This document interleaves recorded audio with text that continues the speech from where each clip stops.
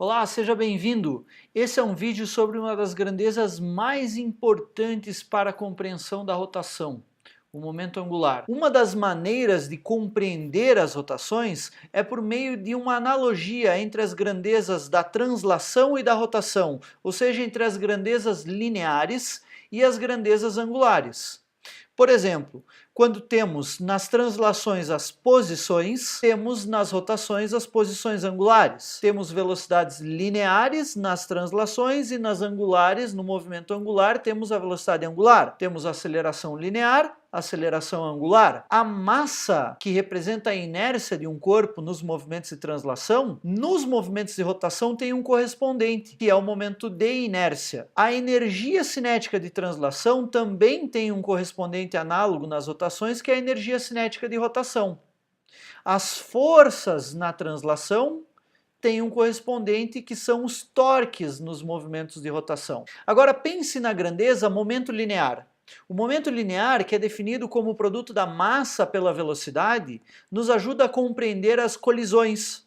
Quando você tem um sistema ausente de forças externas, o momento linear se conserva.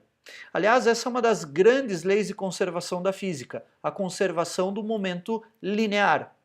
Qual seria o análogo do momento linear nas rotações? Ora, se o análogo da massa nos movimentos de rotação é o momento de inércia e o análogo da velocidade nos movimentos de rotação é a velocidade angular, então o análogo do momento linear nas rotações, que nós vamos chamar de momento angular, pode ser escrito como o produto do momento de inércia pela velocidade angular. E é exatamente essa relação que nós vamos obter aqui. Então, para que possamos definir o momento angular, considere uma partícula de massa m que se desloca com uma velocidade v nessa direção, e se a velocidade v tem essa direção, o momento linear, que é definido como o produto da massa pela velocidade, também aponta nessa direção. Agora considere um vetor posição que identifica essa partícula, definido a partir de um ponto C aqui embaixo, e a partir do ponto C eu defino um vetor posição que eu vou chamar de RC. O que nós chamamos de momento angular é uma grandeza L, que é definida como o produto vetorial entre R e P.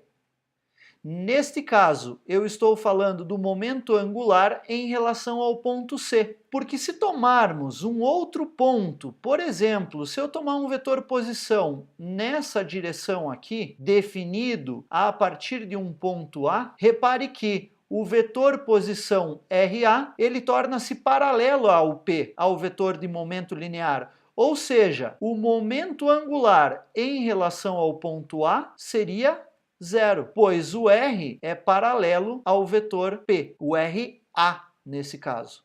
Eis aqui a primeira particularidade dessa grandeza. O momento angular depende do ponto em relação ao qual você está medindo. Para que o momento angular não seja zero, é preciso que exista um ângulo diferente de zero entre o vetor posição e o vetor de momento linear. Aliás, para um caso geral, L pode ser escrito como R, e se você substituir P por mv, nós vamos ter aqui, então, essa distributiva do produto vetorial, que vai nos dar mR vetorial V. Vamos agora considerar o movimento do planeta Terra ao redor do Sol. Pense na órbita da Terra ao redor do Sol e vamos tentar identificar o que seria o momento angular da Terra girando ao redor do Sol. Se colocarmos o ponto C no centro da órbita, como seria definido o momento angular? Considere então a Terra girando ao redor do Sol, e aqui então está o vetor de momento linear da Terra, que aponta na direção tangente do seu movimento, assim como a sua velocidade, e aqui nós teríamos o vetor posição, definido a partir do centro da Terra. Aqui nós teríamos o vetor posição R. Então, aqui eu tenho o momento linear P e aqui eu tenho o vetor posição RC definido em relação ao centro da trajetória. Note que aqui estamos considerando a órbita da Terra como circular. Na verdade, as órbitas são elípticas, mas a elipse tem uma baixa excentricidade. Então essa aproximação é bastante válida para o argumento que eu quero formar aqui. Dessa forma, o momento angular L seria R vetorial P. Repare para onde aponta o vetor momento angular. O vetor momento angular, nesse caso, estaria apontando, usando a regra da mão direita, para fora do plano do quadro. Como o ângulo entre o vetor P e o vetor R é de 90 graus, esse produto vetorial, o módulo de L, é simplesmente RP, pois o seno de θ é 1. Como P é mv, nesse caso, nós podemos escrever o momento angular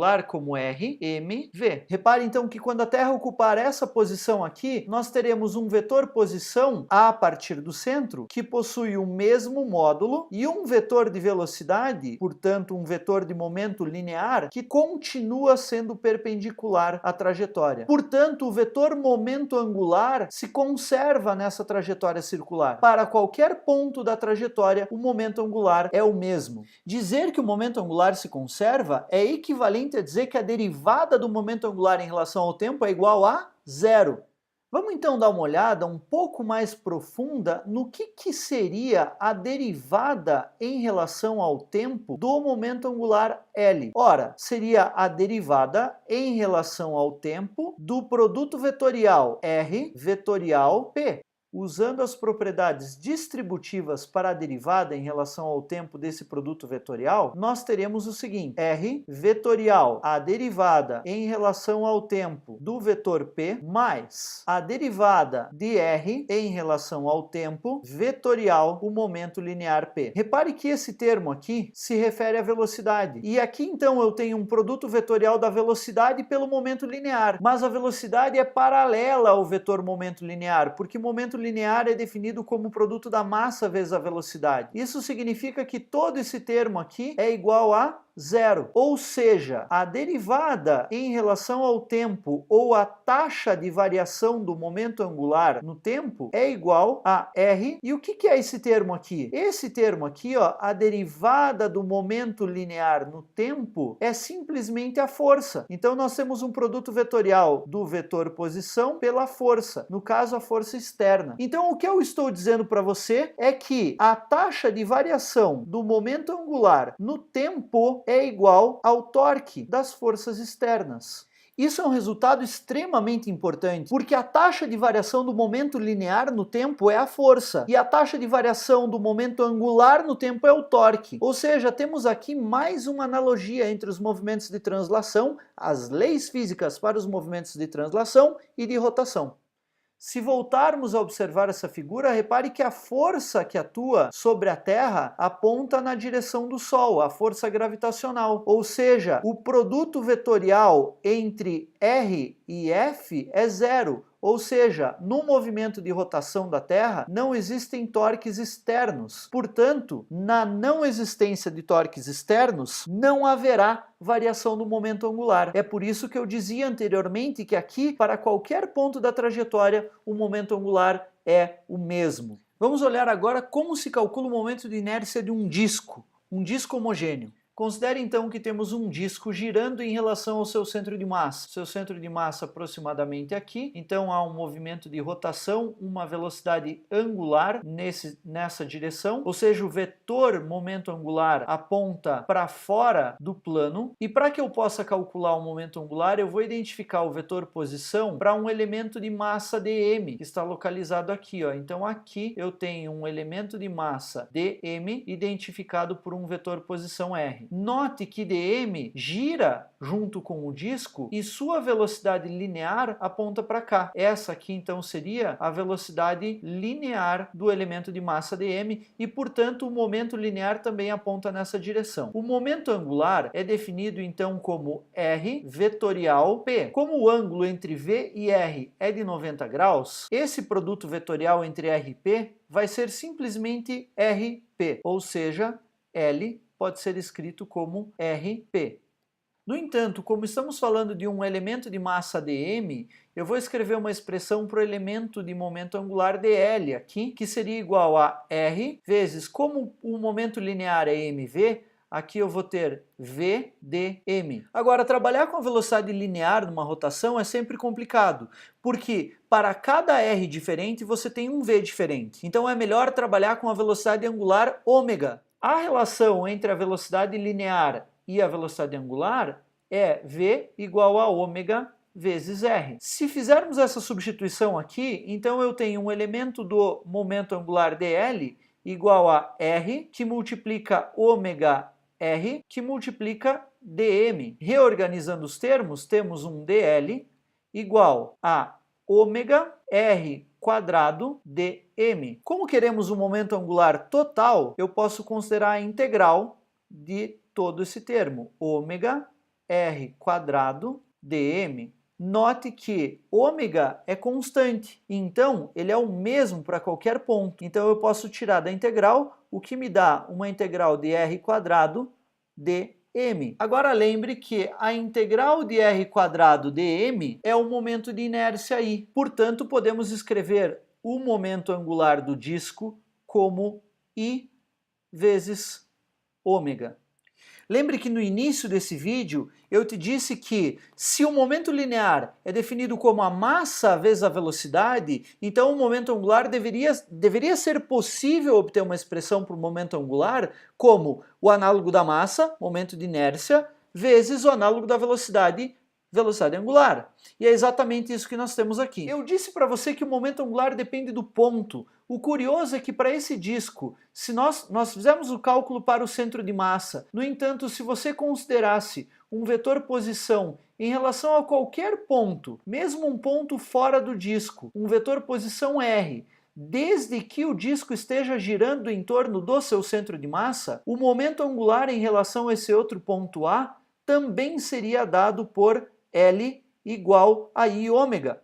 Isso é um resultado fantástico, porque diz para nós que há um momento angular intrínseco dos objetos, dado por I ômega. Uma vez então que o momento angular pode ser escrito como I ômega, se você tiver a ausência de torques externos atuando sobre um dado sistema, então o momento angular não vai variar. Lembre-se que dl dt é igual ao torque externo. Na ausência dos torques externos, então o momento angular se conserva. E agora eu vou convidar um professor do MIT, Massachusetts Institute of Technology, para te mostrar um dos efeitos da conservação do momento angular.